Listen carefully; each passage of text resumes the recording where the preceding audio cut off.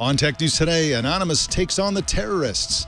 Plus, both the latest luxury smartwatch and the next version of Google Glass will have no screens. And we'll tell you how to turn your TV into a Chrome OS PC for $85. It's all coming up next on Tech News Today. This is Twit. Bandwidth for Tech News Today is provided by CacheFly at CacheFly.com.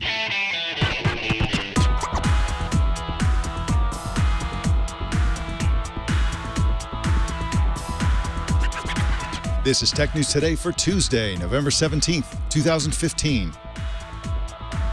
This episode is brought to you by Ring Video Doorbell. With Ring, you can see and talk to anyone at your door from anywhere in the world using your smartphone. It's like caller ID for your home.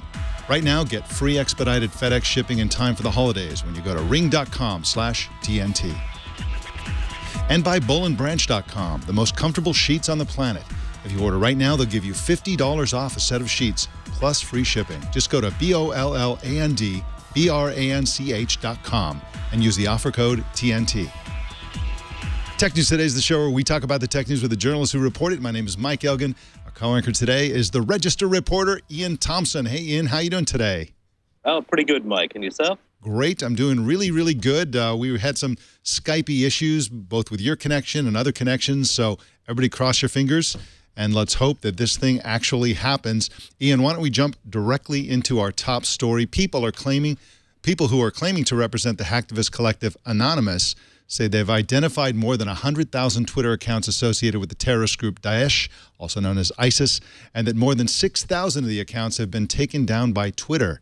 The action against the terrorist group is being promoted on Twitter using the #OpParis hashtag. Anonymous group members have also set up a database of known Daesh-related websites to crowdsource the identification of new Twitter accounts as they go up. And Daesh famously recruits heavily on Twitter, so this may actually have some kind of effect. Jared Keller is the deputy editor for Maxim and joins us now. Welcome to the show, Jared. Thank you for having me. Thank you for coming on. Now, before we proceed, I just want to say a little bit about why I say Daesh instead of ISIS. I read an article over the weekend that made the case very persuasively that we should all say Daesh instead of ISIS. ISIS means the Islamic State, or the IS in ISIS means the Islamic State, which is a claim being made by this terrorist group that they are, in fact, the new caliphate, that they are actually a legitimate country, which they are not. They're a terrorist group. And so to refer to them as the Islamic State is to kind of feed into their propaganda that they are this legitimate governmental organization instead of a terrorist group that's just going out slaughtering innocent people. Daesh is actually the actual acronym for the official name of the group in its Arabic name. So that's all it is. It's just an acronym. However, deliciously, it has the double meaning. It also means in Arabic to trample down or crush, and it also means a bigot who imposes his view on others. So when they created the name of their group, they didn't consider that the acronym was, in fact, an accurate insult for the group itself, kind of like when President Nixon named his committee the Committee to Re-elect the President, after which everybody called it CREEP. So they blew it. They named their group that leads to the acronym Daesh. They hate it. They've promised to cut the tongue out of anybody who utters the name Daesh or calls them Daesh, and therefore I'm calling them Daesh. You guys can call them whatever you want, but that's why I'm calling them Daesh. Anyway, Jared, what was their response to the anonymous threat? You know, there wasn't really a unified response from Daesh. Partially because this isn't the first time that Anonymous has vowed to wage war against the group.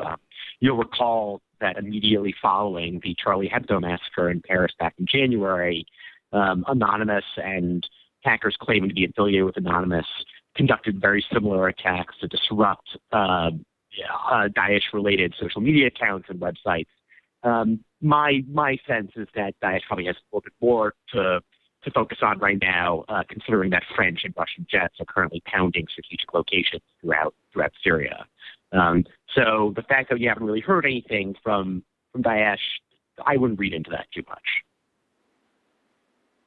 Okay, Jared, in terms of the success of the previous campaign, it does seem as though they've been playing whack-a-mole a bit. You know, Twitter shuts down accounts, more pop up. I mean, at what point can what firm steps can be taken to actually shutting this down?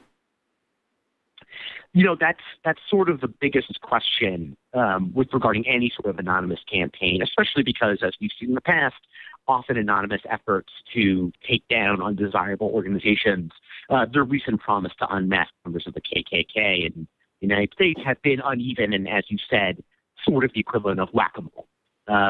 You know, ostensibly the idea is to disrupt the very digital space where Daesh does a significant amount of their recruiting.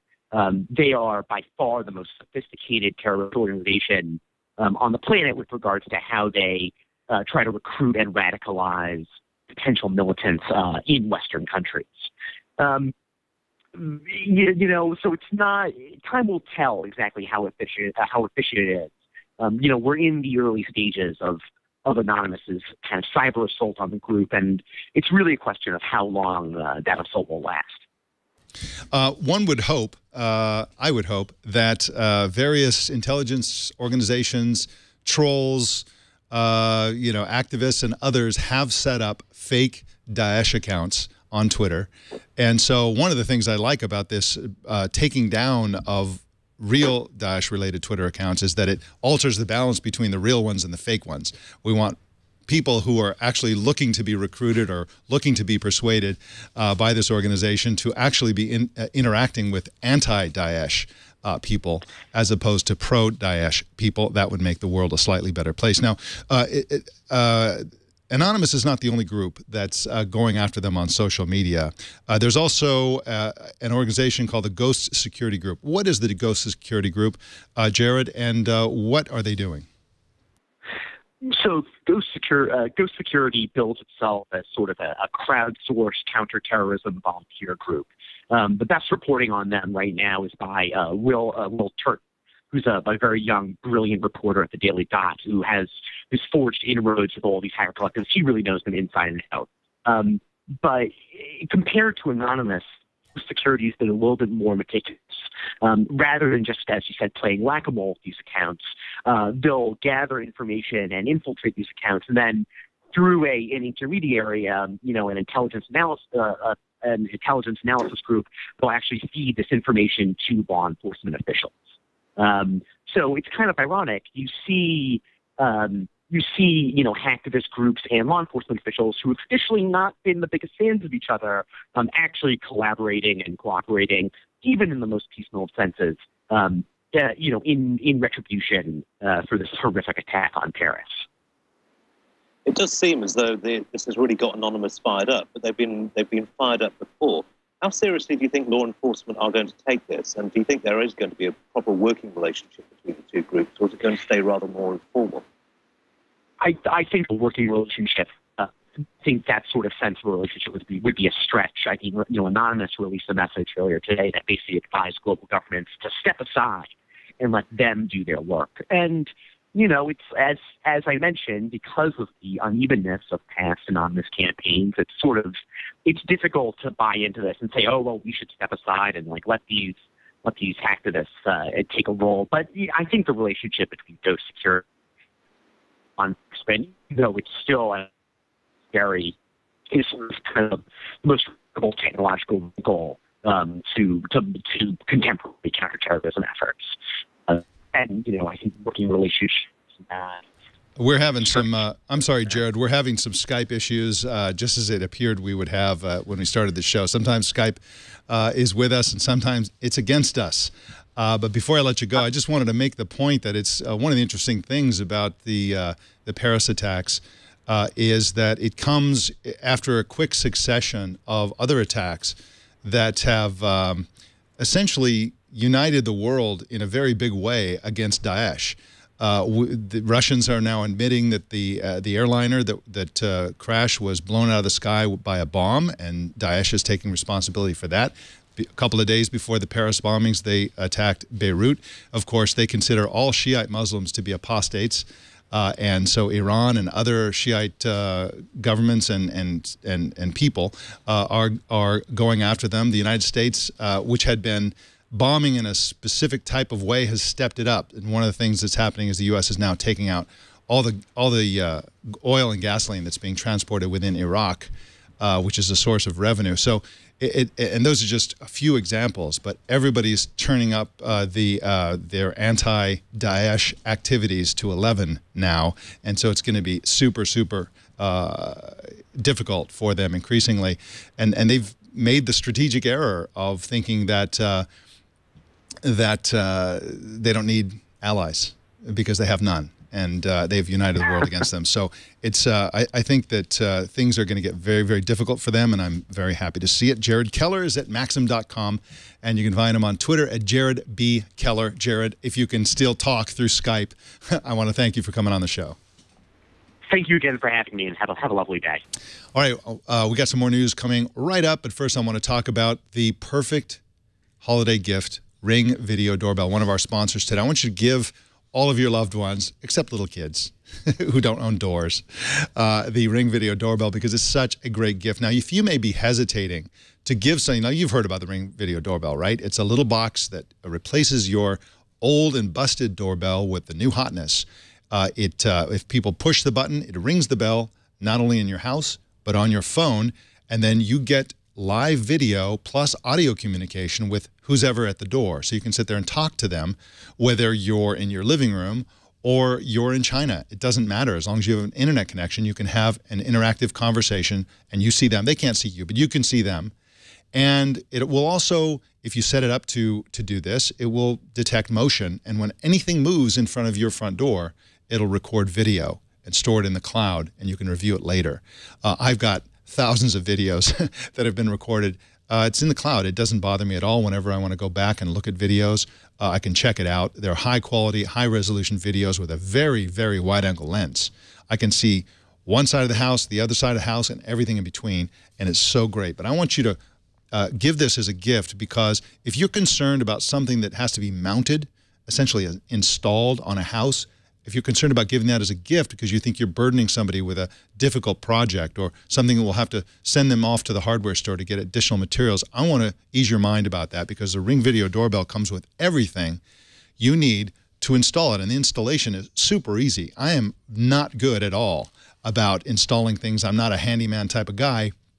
This was trivially easy to install. It comes with a drill, a screwdriver, a little level. It's important that it's level, because when you see the video, you want the video to be level. It comes with absolutely everything you need. It's like an entire little toolbox custom for the Ring Video Doorbell. So when you give this gift, you're not only giving the gift of security, you're giving the gift of total information awareness, which is, I'm co-opting that term because the NSA gave up on it a few years ago. Total information awareness about what's going on at your front door. You're also giving the gift of a screwdriver, a drill, a level, a charger for charging it. You barely have to charge, charge it once a year or whatever. It's like the battery never dies. And it's just a great gift. It's the perfect gift, and people will be thrilled to have it. It's a wonderful, wonderful gift, and I really love mine.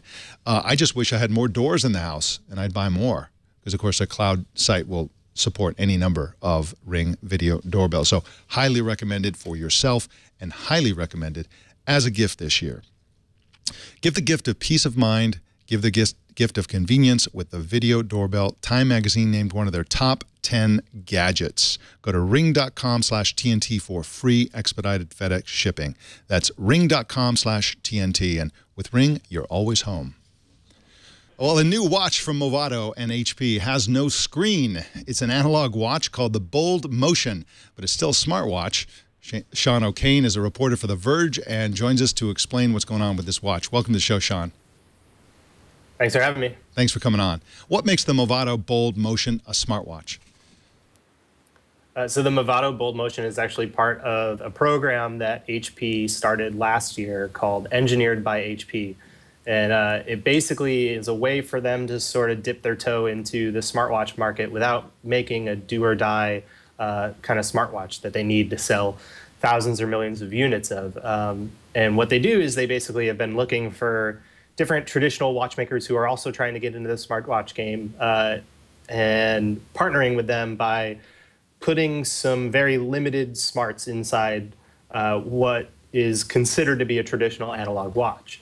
That way, you sort of get some of the benefits like step counting and some notification alerts without giving away the sort of analog style that these companies are known for, and also without removing the sort of timelessness. A lot of people like to buy these watches from these companies because they like to keep them for a long time. So the theory behind this is, even if HP's smarts eventually die, you're going to have a Movado watch that still looks good and still works in 10, 15 years. Case of HP actually going out and just sticking their toe in the market and not being very serious about it. I mean, if you remember what they were doing with, the Palm OS, with tablets, they sort of dabbled in it and then withdrew. Is this a serious play by HP, or are they just mucking about? Yeah, I mean, it's definitely right to think of it that way. It's in a lot of ways, I think HP is doing what Intel spent a couple years doing, where it's sort of spinning its wheels, getting into some platforms that it doesn't know whether it wants to stay in.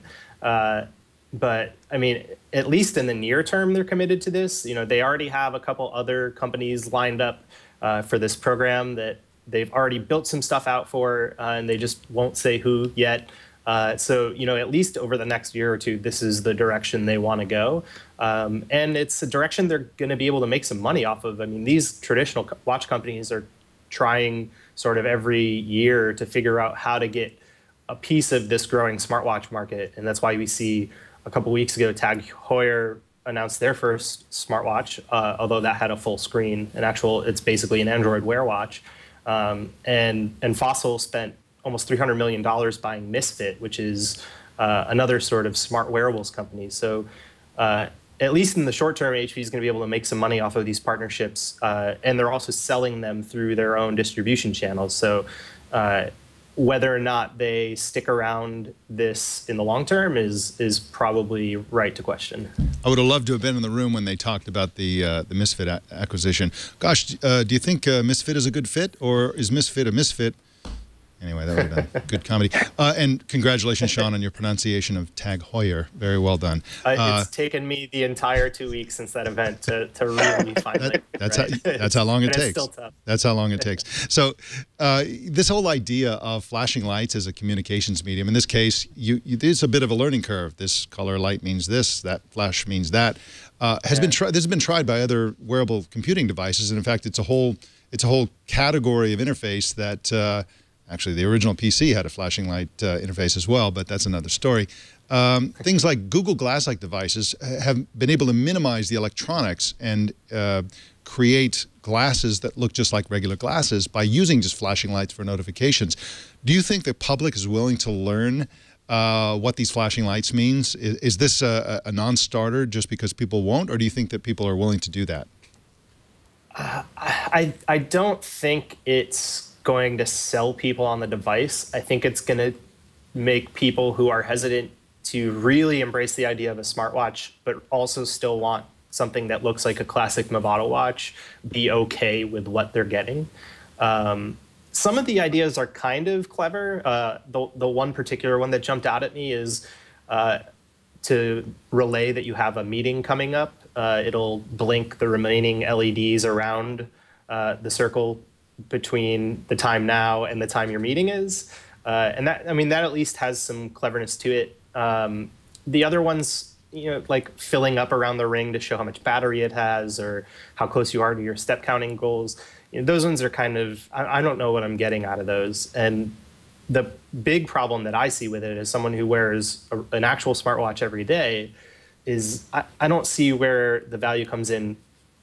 If I get a buzz on my wrist and I can tell what kind of notification it is, I guess that's sort of helpful, but I'm still going to have to dig in my pocket to know whether or not I need to interact with that. Whereas with a smartwatch that shows me that notification and lets me read through it a bit, even if I can't take action on it, I know if it's something I need to deal with right now.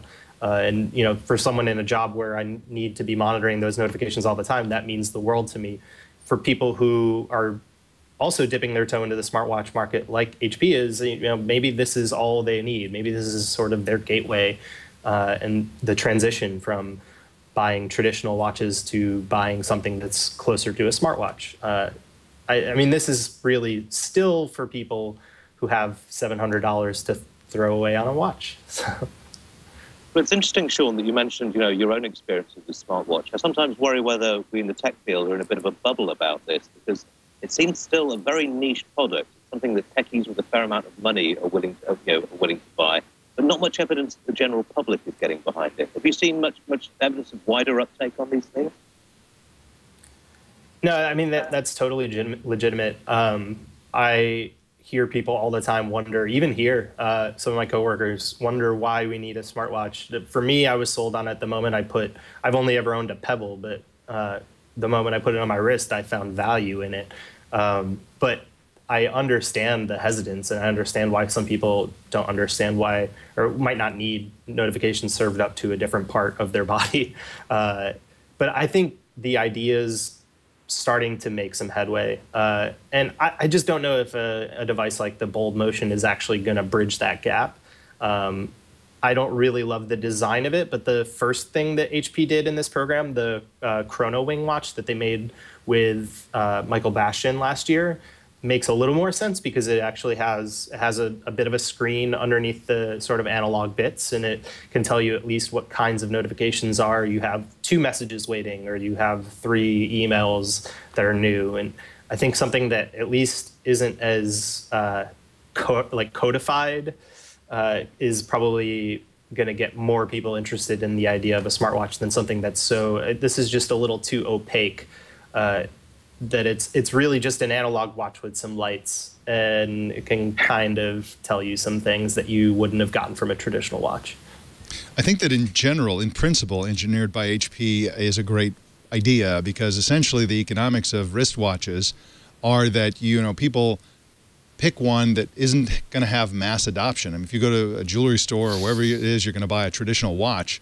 You're not going to buy a watch that millions of other people have. It's not going to happen. That's not how the segment works. They have huge markups, and you try to find a watch that's kind of unique, relatively unique.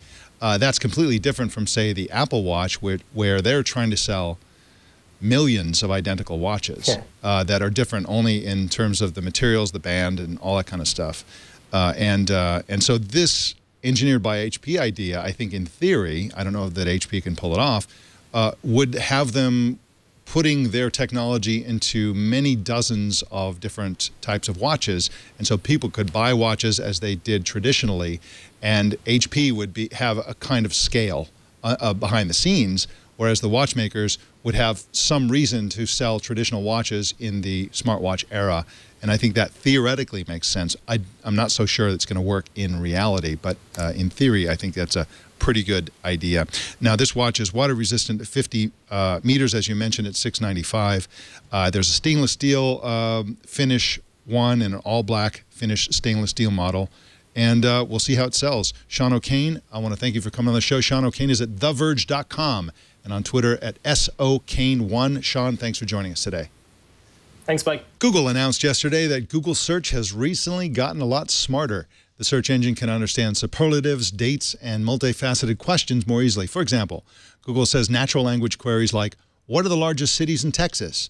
Or what was the population of Singapore in 1965? And who was the U.S. president when the Angels won the World Series? These will all result in accurate results, apparently. Ian, I think this is a great benefit here. I'm still really old-fashioned on my searches. I do Boolean searches still, and I probably need to start just asking questions. I don't know. I've been using Boolean searches pretty much as soon as they implemented them, and I'm not about to give them up now. But it does seem like Google is making some real advances in machine learning when it comes to their search. I think that's what's driving this. The company has plowed billions into AI research to deal with just this sort of problem. But the knock-on effects to other industries are going to be huge, because if they can apply this to search, they can apply it to a whole host of other jobs, if it works, and really sort of use software to, well, apart from putting a lot of people out of work, to actually make an awful lot of things more efficient. I think the new capabilities are very, very handy, and they're going to help a lot of people who, the very idea of putting and or not into a search has never even occurred to them. But from Google's perspective, anything that gets more people searching for more information just means more money for them. Yeah, it absolutely is, and it also facilitates spoken language searches or virtual assistant. You ultimately just want to ask your HAL 9000, what's the answer to this question, and have the answer come back. That's what they're getting at. Well, I think we're a long way from that, but this is a big step in that direction because, of course, if it can understand and tease out the actual meaning of what you're saying rather than just responding blindly to different combinations of words, then you're on your way to be able to interact with this thing like it's a virtual person. All right, well, another product, I'm sorry, you had another comment? Oh, no, I was going to say on the voice thing, you're absolutely right. I was back in the UK visiting my relatives, and my parents were astounded by voice search on Google, just saying, okay, Google, and then asking a question. My mum was like, it's like something out of Star Trek. And immediately they were just like, how can I get this on my phone? And unfortunately, the phones they're using are a little dumb and weren't able to do it. But I think voice plus machine intelligence is going to make a huge difference in the future. It will, and it absolutely is out of Star Trek. Star Trek really nailed that one. Just talk to the computer. Computer talks back. It can understand when it's being spoken to, when it isn't. It can understand the context and so on, and that is where we're going. And that's a perfect interface because, of course, that's the one most natural to human beings. So that is the right interface. All right, in product update news, Google Glass may ship without a screen. At least one version of Glass may omit the screen, according to an exclusive on The Information website. The headset will communicate with the user via voice and sound. This is they're suggesting in the article that this would be for fitness. Other versions, possibly two other versions, would keep the screen, as we saw in the prototype version. Ian Thompson, I actually recommended that they come out with a version of Google Glass with no camera, because I think the camera, although it's nice to have a camera, in fact, most users used it almost entirely as a hands-free camera, that's the thing that freaked everybody out and gave Google Glass such a bad reputation that was seen as a privacy-invading device above all. But in fact, the use of Google Glass to get information, to see screens invisibly, to be able to interact with the internet and social media and messaging hands-free was very, very powerful. So I'd love to see a camera-free version. But do you think, what do you think the future of Google Glass is going to be in? I mean, is this going to actually be able to break through its bad reputation and become a viable consumer product, or is this destined for the periphery? Well, I think you're right on the camera. One mistake I think you had to have a camera with glass, but one thing they could have done is just put a physical hardware cover over it so you could reassure people that you're not monitoring the whole time. I think Google is still committed to glass. They're still pumping a lot of money into it, and I think they're going to come up with some interesting designs. They've just partnered up with Luxottica, which owns about 80% of the luxury eyewear market, to develop new form factors. I mean, the original Google Glass was an engineering project, and it showed very much, engineers didn't get the psychology of how this was going to freak people out.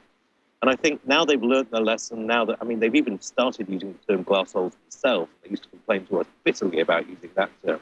But the original series was mishandled. I think if they really put their money into it and they put some decent design into it, they could make it work. And in particular, the bone conductivity thing sounds like a very good idea. It would take an awful lot of the hassle out of wearing earplugs and that sort of thing. And it's a good way of transmitting sound. It's exactly silently with nothing in your ears, and I actually like that feature as well. A lot of people still disparage Google Glass, and I wish people would stop doing it. And here's why: I have a Google Alert set up. If you don't use Google Alerts, you should. It's a fantastic way to have preemptive searching, and when the result hits the internet, it comes to you via email. I have a search for Google Glass for the scientific version of alerts. I think it's called Science Alerts or something like that. There are two versions of Google Alerts. And the amount of research that's taking place using Google Glass as the hardware platform is astounding, and a lot of brilliant things. Applications for the blind, applications for all kinds of people in different areas of work. Hands-free computer interfaces are few and far between, and they're needed out there. And the scientific research that's taking place with Google Glass is super, super important and very, very impressive. And whether it actually ever becomes a standard thing that consumers actually use is almost irrelevant. There are so many people who can get huge amounts of benefit from a hands-free, on-your-face computer, camera / whatever, that I think we all need to realize that this is a very worthwhile project. Yeah, but in particularly, what I'm waiting for is the augmented reality version, because that really would have some huge benefits.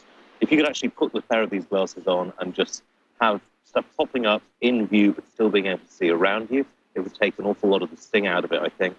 And you're right, in terms of the applications for something like this are massive, and it is going to come. The question is whether Google can make it work or whether someone's going to take the work that Google's put in and actually put it into a form factor and a design that people like and are willing to pay for, and they're going to take it on. I think, honestly, Google wouldn't be too upset if somebody did that, but obviously they'd like to own it themselves. But I think they just think it's more important that this stuff gets out. This is a huge passion of Sergey Brin's, and he's desperate to see something on the market soon. Yeah, and a couple of things I want to talk about before we move on from this topic. One of them is that Google is working behind the scenes with Luxottica, which is the world's largest eyewear company. They are best known for their sub-brands, which include Ray-Ban, Oakley, and also the luxury brands like Chanel, Prada, Giorgio Armani, Burberry, Versace, Dolce & Gabbana. I think I'm saying that right. I don't know how to say fashion brands. But, you know, almost all the glasses that you get in the United States anyway are essentially Luxottica brands. And Google has been working with them behind the scenes for consumer, both prescription and sunglasses and non-prescription glasses, or so we should assume based on various comments people have said. Now, you also mentioned augmented reality. I want to talk a little bit about nomenclature again, because there's so many words flying around for things that go on your face where you experience information in a new way. So one of them is virtual reality. Virtual reality is when you are completely immersed and you only see the virtual space, artificially created, computer-generated objects, characters, etc., even if it's in real time. Okay.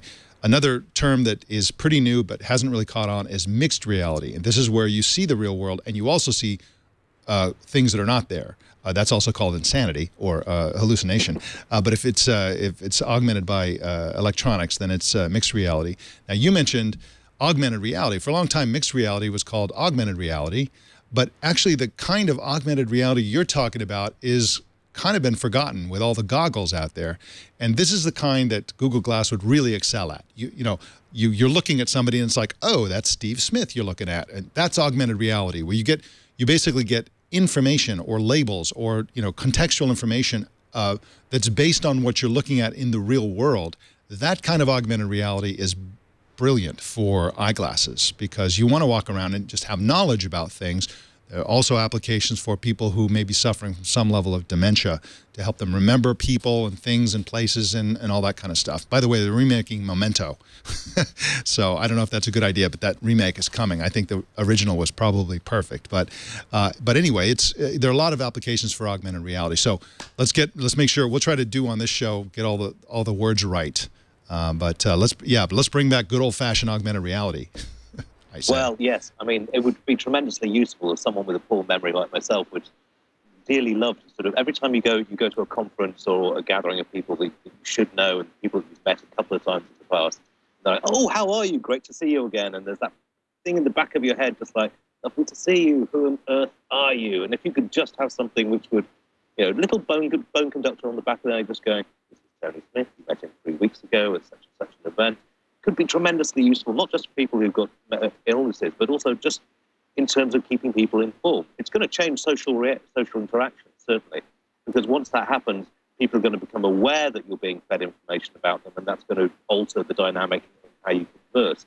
And then coming back to what you were saying about Luxottica, I think that's a really interesting move, because Google doesn't do style very well. Very good on engineering, not very good on style, whereas Luxottica has basically built a multi-billion-dollar industry out of selling us a couple of pieces of glass surrounded by plastic with a brand name on it, which we are willing to pay large amounts of money to buy. So I think partnering with them is a very smart move. But in terms of how this is going forward, it's coming. It's going to come. There are too many uses not to have something like this. Absolutely. And by the way, I still have my prototype version of Google Glass, and I still enjoy it mostly as a camera, I'm ashamed to say, but it is a great camera. All right, well, we got some more news coming right up, but first I want to talk about Boll Branch, our other sponsor today. You spend so much time in bed between the sheets, make them good sheets. Boll Branch will make it affordable, and they'll give you great, great sheets. This is a great company, and one of the things I love about this company is that their sheets are entirely made from organic cotton. Organic cotton. People don't think about all the pesticides and stuff that is put into cotton, but organic cotton is a wonderful thing. And they are also certified fair trade, and that is a great thing as well. That should help you sleep even better than these awesome sheets would normally. Now, if you go to, you can buy great sheets out there, and you will pay a fortune for them. Sometimes the department store markups are 800% or up to 800%. I mean, it's just enormous, the markups on these things. With Boll Branch, they cut out the middleman and sell you these sheets at a really, really great value. And I'm going to tell you in just a minute how you can make that an even better value. But you know, they have all kinds of great colors and materials. These are really great sheets. If you really want a great night's sleep, you need certain things. You need a dark room, you need a good mattress, you need a great pillow, and you need great sheets. And Boll Branch will take care of the sheets for you. Boll Branch is so confident you'll love their sheets that they'll let you try them for 30 nights. Gets even better. If you order right now, they'll give you $50 off a set of sheets plus free shipping. Go to bollandbranch.com and use the offer code TNT. Make sure you use the offer code TNT. $50 off a set of sheets immediately by going to bollandbranch.com and use the offer code TNT. And we thank them for their support of Tech News Today. Well, the news you can use, Asus and Google are now selling their Chromebit dongle, which turns any screen that has an HDMI port into a Chrome OS computer. Reviewers say the price is right, but performance is slow. The device comes with just 2 gigabytes of RAM and can't handle lots of tabs or high-resolution video. Still, Ian, I think this is a cool product. I want one because it's so cheap for the same reason you want a Chromecast. It's just cheap, carried around in your pocket. You'll always have access to essentially a Chromebook, albeit a slow one. Yeah, I'm with you on that. I looked at this and thought, oh, yes, they've done Chromecast right there for Acer. I mean, it's a very nice idea, and it's going to be a good way to get Chrome OS out there a bit more. My only caveat towards this is I'm not sure there are that many people who want to carry it around with them. I think it's something you're probably going to stick on a living room TV, smart TV, use it that way. Chrome has also got a slight problem with developer support. There aren't enough good apps out there to use the system.